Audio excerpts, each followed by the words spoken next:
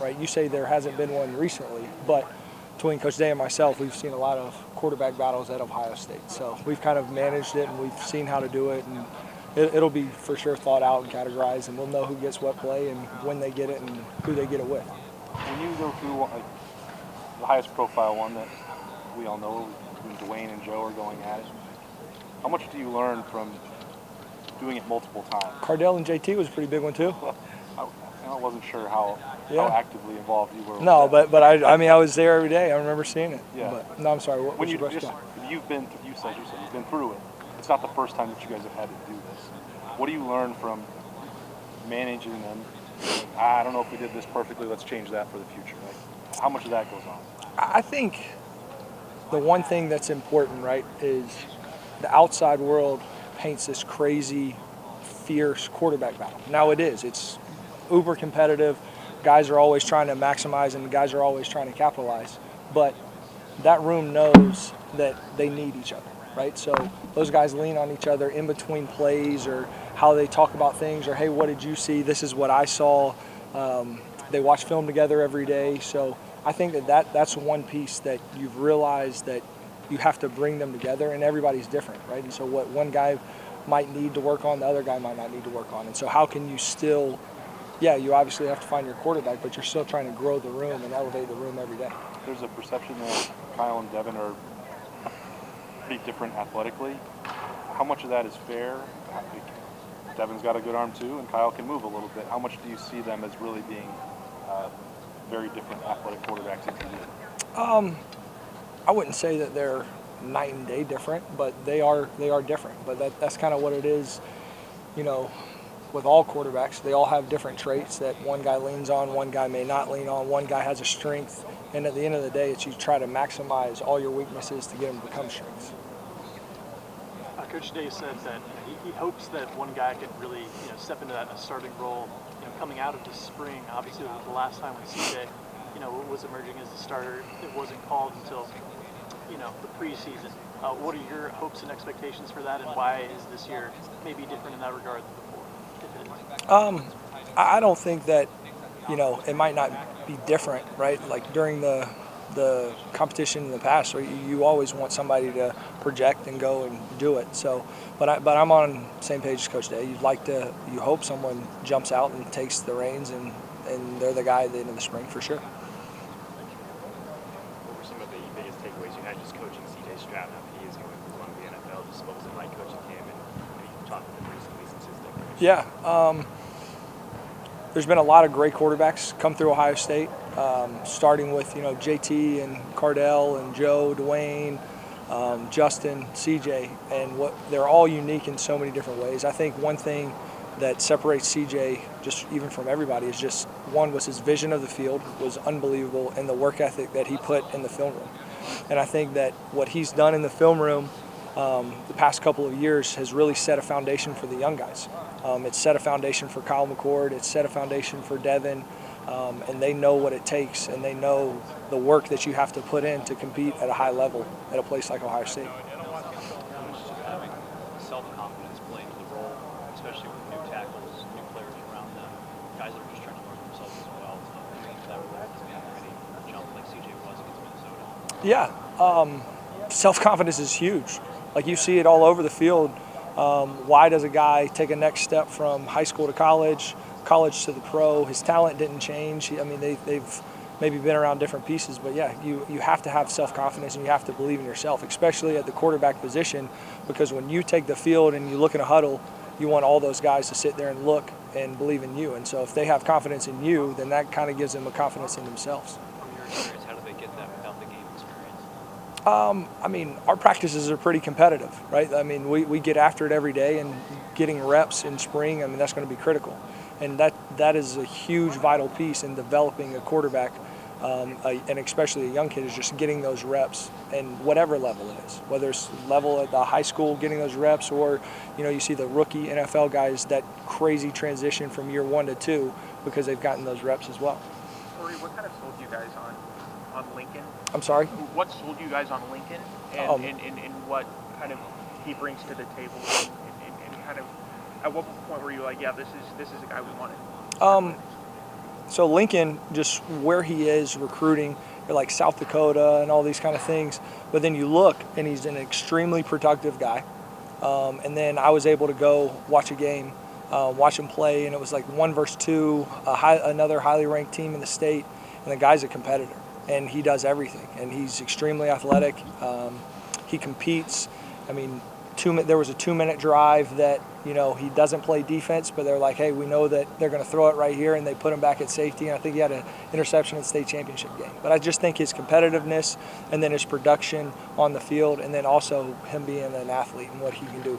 And with a guy like that, I mean, obviously it was kind of late in the process, so it wasn't really one that you could turn around and so he can be enrolled in the spring and things like that. But when you have a guy who's still in South Dakota, still going through high school, how do you encourage him? How do you kind of keep tabs on his development as he kind of prepares for that summer transition to your program? Yeah, that's a great question. One is he'll come visit a bunch. He'll be up here for spring. He'll come see the things, and there's certain rules that, you know, you can do certain things with the guys, and so I mean we're constantly going. We're moving forward as if he is a quarterback at Ohio State right now. Ryan was talking about Tristan and the job you did in identifying him and kind of the unique situation where he wants to be a coach and that sort of thing. How did you find him in the portal? How did you get in contact? What stood out about him? Can you kind of walk us through that? Yeah, Tristan was in the portal.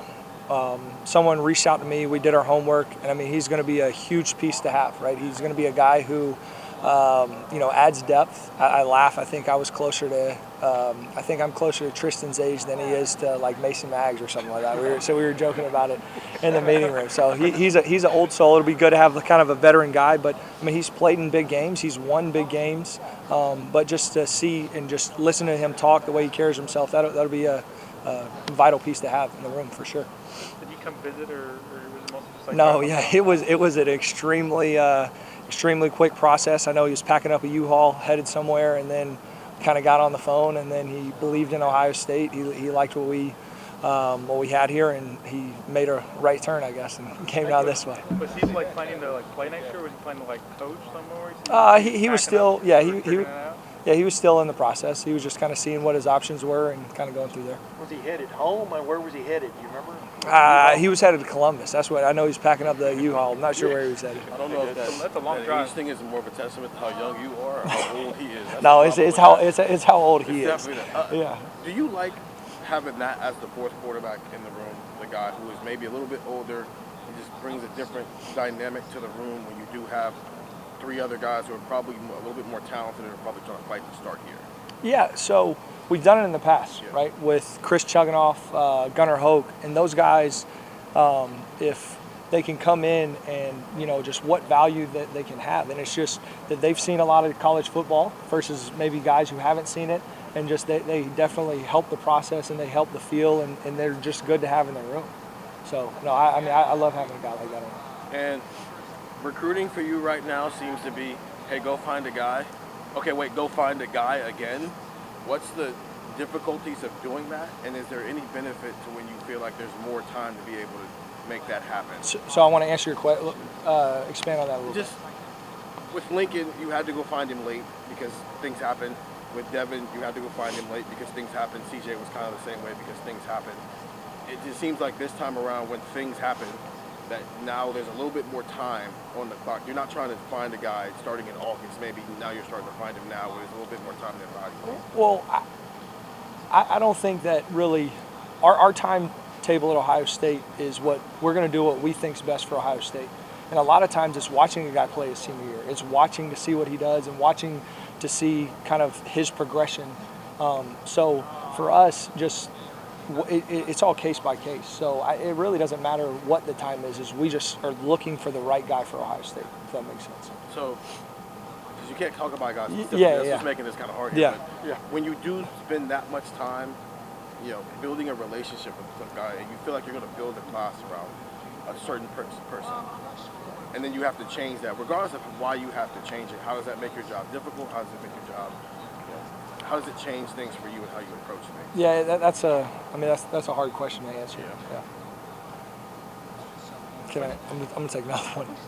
When you were talking about Gunnar and Chris Chuganoff earlier, and their experience helping your room, Where does that help the most? Is it watching film? Is it in meetings? Is it practice? Where does that kind of like show up the most, like that veteran experience in the quarterback room? No, I mean it's really all aspects of it, right? It's the day-to-day aspect, the way to, just a guy like Tristan, he's a two-time captain. So just the way that he commands himself, the way that he presents himself on the field is unbelievable with, what he sees, and then also watching film. And like I believe you said earlier, he does want to be a coach, and so he's diving into it, and he loves to watch film, and so he grabs he'll just his veteranness in a room full of young guys. I mean, that's a great piece to have.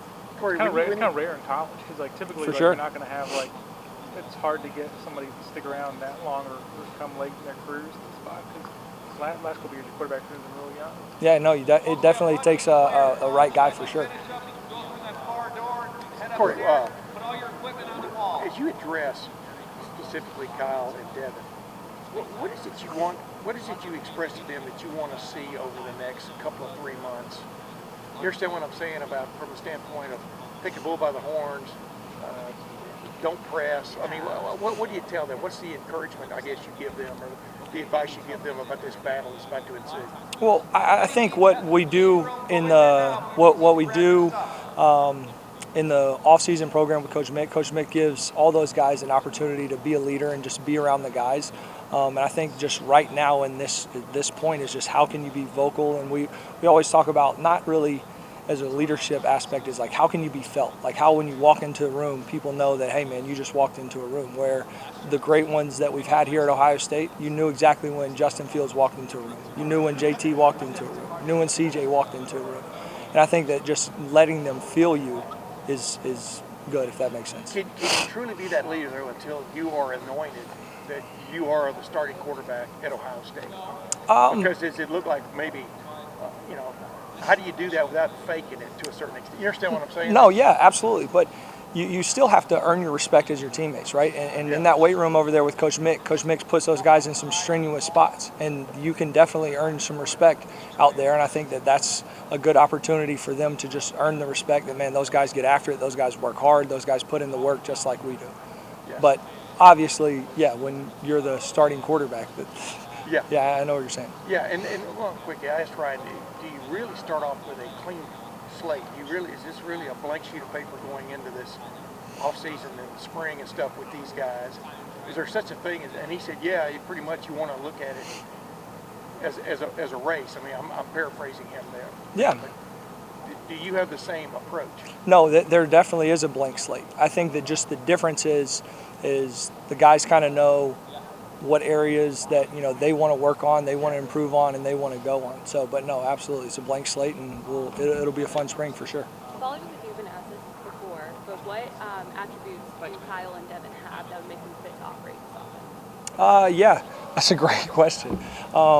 They're both different, but I think just the intangibles just right now for Ohio State is running the offense. I think Laffy said bull by the horns, but it's just how can you be efficient and how can you be productive? And I think that those are two things that we're going to look for in the spring, and how you can transition the offense, and can you run the offense, and can you be those two things, efficient, and then can you execute as well. How surprising was the Whitler's decision to go to the NFL draft, and just with the new starting quarterback next season, how important is that center quarterback connection and developing that? Yeah, no, it's definitely it's definitely really important, whether it's protections and ID and doing all that, and we'll have some time to really work on that in the spring. But the Luke situation, not to avoid your question, but I know Fry and all those guys, they handle that every day. I really wasn't involved too much with that discussion. I know there's a lot of focus on the mechanical competition that's going to happen between these quarterbacks, the football competition that's on field. But how much are you guys evaluating intangible things, how guys are reacting to them, how they carry themselves around the team, how guys respond to them? How much of that is part of this evaluation process between now and opening day? Yeah, for sure. I mean, that's such a big piece that not a lot of people take into consideration. But I think that a big part of that will start when we start mat drills. It's already started right now in the weight room with Coach Mick, and that's a big piece that I kind of talked about earlier. It's just the team feel you? Do they gravitate you? Yeah, so you for sure take that into consideration. But at the end of the day, it is you got to go out there and you have to execute. How do you feel like Kyle has handled what has been a tough thing just these past 2 years. He came in very highly recruited, but knew the situation, knew that there was someone a year older than him, just as kind of the situation he's in now on the other side. But to wait your turn, how tough was that for him, and what did he show you guys through that experience? It's always tough for those guys. It's not just tough for quarterback, it's tough for every position. Guys want to come in and they want to play, and you know what? They want to play right now. That's part of the reason that they're Ohio State. But on the flip side, as a player, you have to internally look at it and you say, all right, what do I need to do that when my opportunity comes, that I'm ready to maximize on it? So I don't think it's as much of focusing on, I should be playing or I want to play, or it's when my time comes, am I ready to go, if that makes sense. Coach, what did you see from Devin Brown this year? In regards, just his expand on that his a little bit. attitude on the team, his role in practice here. Didn't see him on the field too often, but what'd you see from him? Yeah, Devin's awesome. I mean, he's an athletic kid, great personality. Guys do gravitate to him, but it'll be fun to see when these guys get more reps, and that's what we're excited on in the spring, is seeing guys being able to take a lot of reps, and that's really what we're looking forward to. Have you seen anything that maybe in terms of his game, what he excels at, that sets him apart from some of the other guys that you have in that room? Yeah, I mean, they're all different. Devin has a skill set. He's athletic. He's mobile. He can extend plays a little bit. I'm not saying that Kyle can't do those things, but I would say that that's something that Devin is kind of his niche. And then Mason, I believe, spent a lot of time on the practice squad. Is he going to keep that role next year? I know with CJ leaving, Cord kind of moves up a bit. Devin moves up a bit. There is that spot for the third guy on the actual roster here, I'll say, for lack of a better term here.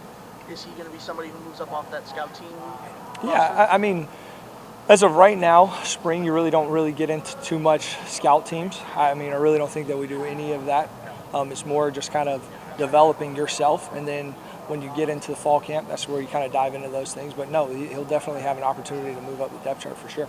And then you appreciate having more quarterbacks than less? Do you like having a full quarterback room? I know Coach Day said he likes to have options in there just minutes ago. Just your thoughts on having more guys than fewer, even if some have to sit? Look, I think that we can all say this after watching the 49ers. We'll take as many quarterbacks as you can get and get everybody ready to go.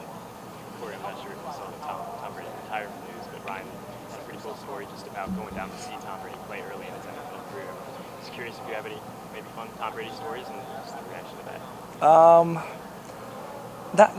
Not crazy Tom Brady stories. We do laugh. Like Coach Day loves Tom Brady. Like all the quarterbacks, we'll throw up a Patriots game, an old Patriots game, or watch something like that. But I mean, he's the best quarterback to ever play. So I mean, when you see that, I thought somebody was joking when they told me that he was retiring today. Ryan mentioned how big the Peach Bowl practices were with Kyle and Devin. Yeah. What did you see from them in those practices?